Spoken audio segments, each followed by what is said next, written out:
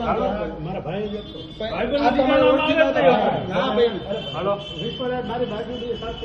રમેશ હું પટેલ બોલું આમાં વાંધો નહીં ક્યારે આવ્યો હોય એમ નહીં વાંધો નીકળે હરદીપ ક્યારે આવ્યો હોય હરદીપ ક્યારે આવ્યો હોય અમારા ઓળખતા હોય તો આવે ને સંબંધમાં ઓળખવામાં અમે ઓળખતા નથી પણ વાંધો નીકળી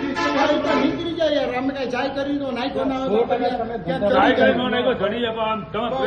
ધ્યાન નહીં રાખતા અમે ધંધામાં કોઈ ધ્યાન નહીં રાખતા ધંધામાં ધ્યાન તો રાખવું પડે ઓટો લગે વાંધો નથી ખાતો બેને હું કીધું કે તમારા ઘરે નીકળશે એમ ના કીએ એમ કોઈ નથી કીધું બેને કીધું પેલા તમે પાછું શું કીધું કે પૂછલાસમાં જેને કહેવાનું કેવું કહેજો વાંધો તો નીકળે બેને કીધું બેન તમને કીધું ઘરે નીકળશે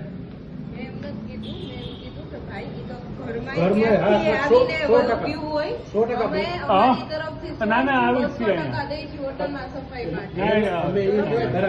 છે સારું હોય મારા ફાધર ના મિત્ર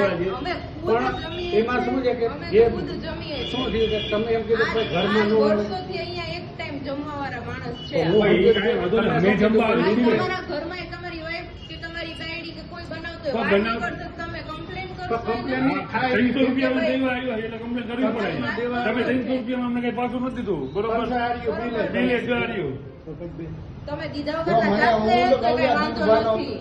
ભાઈ બંધુ આડાવડું કરતા નહીં ધ્યાન રાખજો એટલું તમને ધમકી તો કાયદો એનો બાપ હતો હું અટાણા બોલાવત અહીંયા સમજ્યા એના બાપા હાથ ને તું અહીંયા હાજર હમણાં બોલાવ હળી દોડી ના આવત તમારે બે ભાઈ બંધુ તો પછી ખાડી નાખી નાખો પૈસા નથી અમે 4 ના ચૂકવ્યા પાછા 3 ના ચૂકવ્યા અમે ચૂકવ્યા કહેવાની વસ્તુ બીજી હોય ને બેન એવી રીતના ના કહેવાય. અરે એમ કીધું છે એને શું કીધું તમને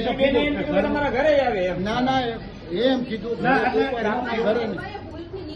ભૂલ નહીં તમે પાછા ભૂલ કરતા નતા એ તો છોકરું એમ ના કરે આટલું બધું આટલું